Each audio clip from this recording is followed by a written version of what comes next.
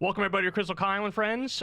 Today is a juicy one. Oh, Crystal. yeah. This is a beefy, juicy, voluptuous, this is getting weird, show that we got going on.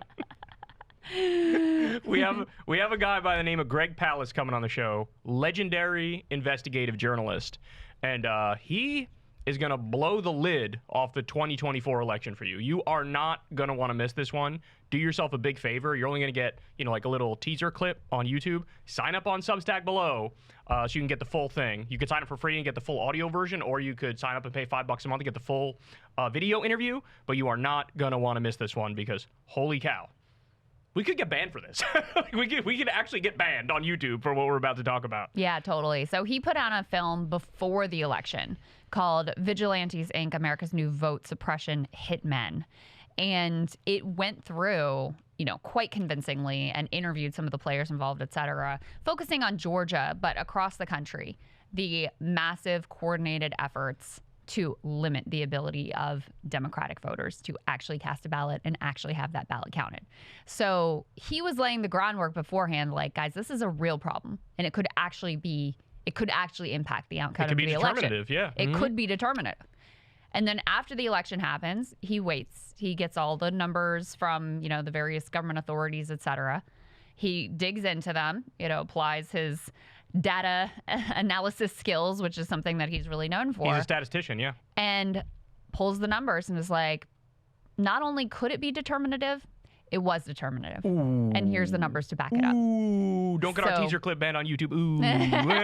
So that's what Greg Palast is saying. We'll get him to back it up with all the numbers and all of the research that he's done, but I think it's going to be very eye-opening. Exactly. Now, before we get to that, though, we have some new really, really, really interesting numbers that have come out about the state of politics in this country.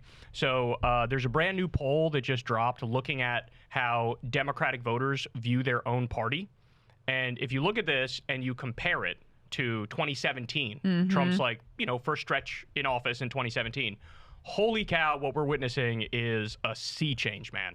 So in 2017, Democratic voters approved of congressional Democrats by a margin of 59 to 31. So there was still a lot of support for Democrats in the country, and I think the sense was like, oh, this is sort of a fluke that Trump won because Hillary won the popular vote by 3 million. And so there was this sense of like, yeah, these Democratic politicians are going to lead us Democratic voters, and we trust them, right? This time around, oh my goodness. So Democrats disapprove of congressional Democrats, which, by the way, is kind of unheard of, that like your own voters like actually by the numbers more disapprove of you than approve of you. The numbers are 40% to 49%. So 40% approve, 49% disapprove. Guys, that's a 37-point swing against elected Democratic politicians. This is a huge deal, y'all. And this is something we've talked about, that for the first time in our lives, you have Democratic voters who are just distrustful of the media and Democratic politicians. And there's a real cynicism that's set in. And this is why you're seeing all these liberals. Did you see this the other day? Neera Tanden just gonna bring that up. Was like, man, this video from Bernie is phenomenal. This guy's really leading the way here. Neera Tanden, she was in the trenches of the 2016 primary wars, basically calling him a sexist, misogynist, racist, asshole, fucking traitor. Never thought I would see the day. Never thought I would see the day. I'm seeing just run-of-the-mill liberals posting videos on TikTok and stuff, and they're like, you know what the fucking problem is in this country? It's the goddamn billionaires. They're the main problem. We got to do something about these fucking billionaires. They are all lefty posting and Luigi posting at a tremendous clip. Yes. And so this is a real opportunity in the same way that Trump came up and broke the Republican Party and remade it in his image. You really have an opportunity for an outsider who's on the left to come in and do that with the Democrats and basically show the Democrats hey man, here's how you lead. Because when you look at Hakeem Jeffries, you look at Chuck Schumer, you're like, what are you doing? Did you see the Hakeem Jeffries, his nickname for Trump was Captain Chaos? Homie, what? I have to say, I think maybe the most pathetic thing that Hakeem Jeffries has done, because that's just lame and cringe, but the most pathetic thing he's done is when he gets asked about Eric Adams literally ceding control of New York City governance to the Trump administration. He's like, well, I don't know. We'll see what the voters think. It's like, can you imagine? Never in the reverse track, ever. Yeah.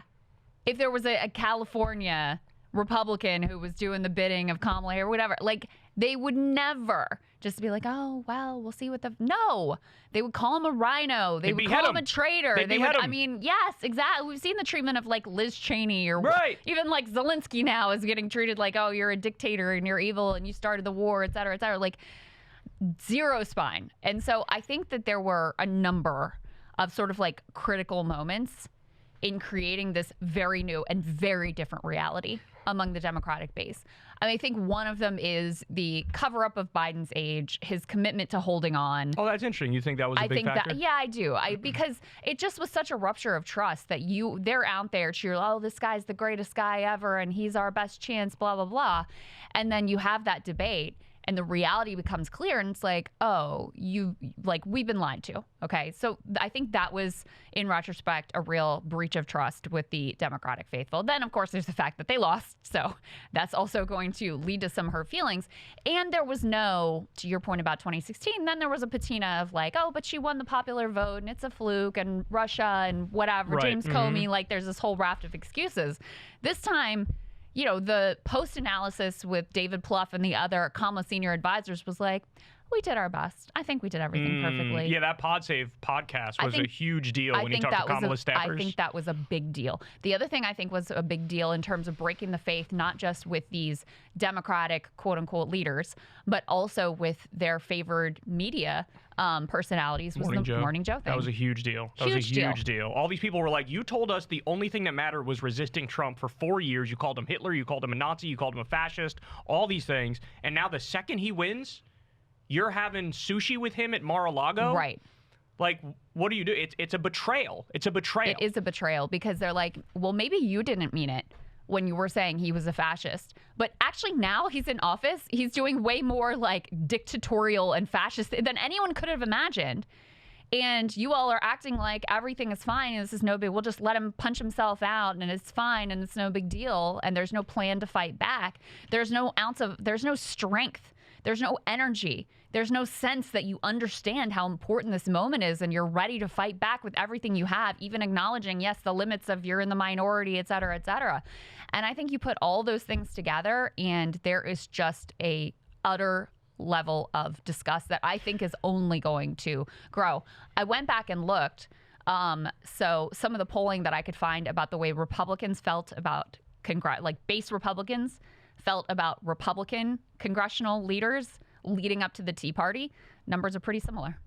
Numbers are pretty similar. Oh, my goodness. Like, we're sick of these people. They've failed us. We got to do things different. We got to take matters into our own hands. And so, I mean, I think the ground is really fertile for exactly that kind of energy and grassroots movement against these lame, sorry, sad sack, decrepit Democratic leadership class. We'll see, if anyone picks up the mantle. And here's the thing. Who is actually fighting Trump? Who's leading the way in fighting Trump? We all know the answer to that. The left. AOC. Yeah. Bernie Sanders. People who are actually on the left. They're the ones who are sounding the alarm. They are the ones who are punching back. They're the ones who are sucking up all the noise in the room. That's why you hear a lot of people talk about like Maxwell Frost now is like emerged from nowhere as like, oh, look, he's actually saying things against the opposition party. Yeah. Right? We have him booked for next week, by the way, which I'm excited about. So hopefully that'll come through, but that's been on the calendar for a minute now. Yeah, that's super exciting. So when you have these Democratic-based voters and it's the same feeling, the same mindset as 2017 where they're like, okay, I will follow whoever will lead us out of the darkness and fight back against the fascists. And now it's clear the people who actually believe in that and want to do that and have an ideology to boot, it's the left. And so you're seeing this rapid transition. Yeah, the ground is fertile for like a left-wing Tea Party. And it's funny because I was a co-founder of Justice Democrats. That was the whole idea of Justice Democrats. But as I said on my show, I think maybe we just didn't have the right timing. Yeah. That it was the wrong election to do that. Whereas now it's like, now if you were to launch a brand new Justice Democrats now, or if Justice Democrats were to get an influx of, grassroots donations, now, oh my God, people would be all in for it because they feel like, yeah, every single Democrat who's joining the Doge caucus or trying to work with Trump and all these. Done, son. You're done. If you voted for the Lake and Riley Act, you're done, skis. It's over. It's a wrap. Like, any cabinet member, if you voted for any Trump cabinet member, over. Done. Like, you would have primary opponents who would actually win in that scenario. And so, yeah, like, it's that you're not going to get that, like, swagger, that aggression, you know, the shit posting, the being edgy about it. You're not going to get that among these, like, these weak-kneed liberals who are already, like, sort of making peace with Trump or semi-making peace with Trump or trying to, like, oh, I'm going to politic my way out of this and split the difference. Like, bitch, it is not 1992. It's not. That's not going to work. Here, I know this is controversial, but bipartisanship is dead. It's over. It's gone. It's done. When you have on the Republican side, Susan Collins is the most reasonable Republican. And every other day she goes, I'm very concerned about what's happening here, which is why I'm going to vote for everything Trump wants. Yeah. It's like, that's the Republican side. That's what they're doing. Yeah. And we're supposed to what? I'm supposed to hold hands and sing Kumbaya with these absolute psychopaths? What, are you crazy? So it's could you do your coup in like a little bit more of a moderate, reasonable way that we can get on board with? It's like, no. That is not going to work. There's no compromising with these people. They're radical zealots who are trying to, they're effectuating a coup of the entire government and consolidating the power in the hands of a CEO dictator in Elon Musk. Like, that's what is happening. And there's no, like, middle ground on that. Yeah, Russ Vought supported the Doge cuts, and then Susan Collins voted for him. And now, after the fact, she's like, oh, I don't know about some of these Doge cuts. Well, then why did you support Russ Vought, who said, yeah, I'm going to let these motherfuckers hack around in the back of the Treasury? Yeah. Well, like, you had the opportunity. If you really believe that, you could have been like, I'm voting no. They're all terrified and cowed. Anyone who's left in the Republican caucus has sold their soul long ago. It's so true. It's so true. And in addition to, Trump and his force of personality, which is very powerful, and, the way he's consolidated power within the Republican Party, you now have Elon, and you have his endless threat billions of primary, threatening, hey, I will dump whatever it takes to take you out if you buck me and my priorities. And you also, I don't know if you saw this piece in Vanity Fair, you have a very real threat of violence, too. Like, these are people who, everybody who was there on January 6th, like, they watched a violent mob take over their workplace, right? Threaten the life of Mike Pence, and then all get pardoned by Trump. And many of them, anytime they've even thought about, like, breaking with Trump, have received death threats and these sorts of, like, direct threats of violence against themselves and their families. And that hangs over them, too. I think very intentionally so. But here's the thing. If they all banded together, if every Republican politician who had real serious problems with Trump, if they all banded together and said, we're going to do this in unison, they'd be fine. They'd be able to do it. They'd be able to get away with it. But instead what they do is secretly behind the scenes, off the record, I have a lot of problems because a lot of the jobs in my district are getting nuked by Elon's idiocy. So I have issues with it, but then in public it's, oh, the glorious dear leader Donald Trump, we love you so much. It's like, then what do you want me to say? Like, I have zero sympathy for you at that point. Yeah. Right? I have zero sympathy for you. Yeah. So it's dark. And the thing is, like, think about AOC, think about Bernie. One thing, somebody on Twitter it might have been Sirota, I'm not sure, was pointing out, like, the difference between Bernie Sanders, what is he, 84 years old at this point?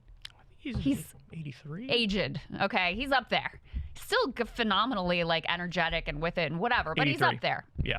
He's doing town halls in purple states to warn about the dangers of oligarchy and help to educate and activate people to fight back.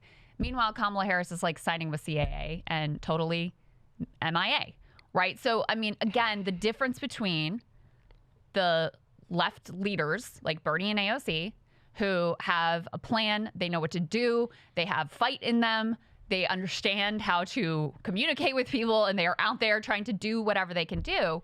And then the sort of liberal establishment folks, it could not possibly be greater. And I think that also is what people are really responding to in this moment. Listen, we all understand the reality of you don't have the presidency, you don't have the Senate, you don't have the House. We get that. All people want is to see you actually fighting, like to seem like you actually care about what's happening right now in the way that you pretended that you did before this election was over. That's really all people are asking for. Yeah, the people criticizing Kamala I see right now are Kamala voters, Democratic voters. they're the ones who are like, where are you? Where are you? Where'd you go? You just disappeared? Like, what? And now you want to talk about, like, oh, maybe you'll be the standard bearer in 2028? Like, if you wanted to do that, you really had to continue to be front and center, right? And that's what Trump did. When Trump lost, he was still out there, like, every other day to an annoying extent because he's Trump. But that, you're right about the Kamala thing, and liberal voters are the most pissed. All right, let's... Wait, one last thing on this because you'll find this funny. You might have seen it. Matt Iglesias and some other centrist types were sharing this poll, and were like, there's an opportunity for a centrist takeover of the Democratic Party.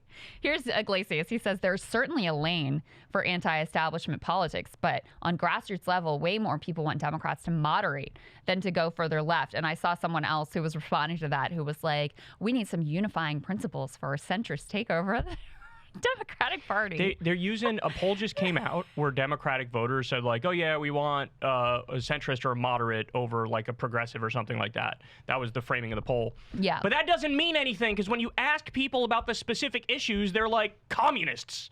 You ask people about the specific issues, they're like, I want a higher minimum wage, I want unions all over the place, I want free health care, I want to raise taxes on the rich, I want to end the wars. Like, they don't know, people don't know what the labels mean. Yeah. So like, they're like, the things poll that means dick, it means nothing. Reasonable to me are like expanding Social Security and having universal health care. Like, that seems reasonable and moderate to me, so I want a moderate. Yeah. They mean centrist in the way that I mean centrist when I say I'm a centrist. They mean, they're like that kind of centrism. Yeah. The kind that like looks out for everybody and takes care of them. That kind of centrism. It's just incredible. Like, you have your centrist takeover. Like, what do you think the Democratic Party is? He was linked to the campaign. He helped fucking run the campaign, and now he's like, somebody better come in here and clean this up. Like, homie, you look in the mirror. Like, you drove the ship, dog. You're the captain. Yeah. Like, you hit the iceberg. What are you talking about? I found that rather incredible. And I do think that also is part of what people are responding to is like, we know that the Matt Iglesias of the world were running the show. We know the way the campaign was. We know the way that the Biden administration was oriented, and the way the Democratic Party has always been oriented. And now you want us to believe that you're the ones who have the answers? Like, no, we tried it your way, and it ended in total and complete disaster. Yeah, and you don't get to talk like you're an outsider.